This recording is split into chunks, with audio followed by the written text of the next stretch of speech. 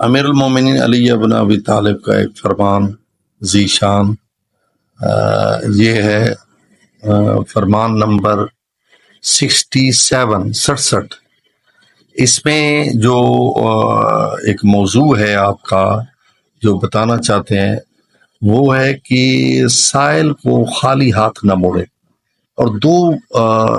حکم جاری کیے ہیں مولا نے، ایک سے منع فرمایا، ایک سے کا حکم دیا۔ وہ کیا ہے؟ سائل کے بارے میں فرما رہے ہیں لا تستحی من اعطاء القلیل، تھوڑا دینے سے شرماؤ نہیں، یعنی 5 روپے 10 روپے 20 روپے ہم کم دے رہے ہیں سائل کو، اس سے شرماؤ نہیں، یعنی تھوڑا بھی دے رہے ہو تو دو۔ اور دوسرا مشورہ یہ کہ فإن الحرمان اقل منہ، کیونکہ خالی ہاتھ پھیرنا تو اس سے بھی گری ہوئی بات ہے، خالی ہاتھ پھیرنا کسی کو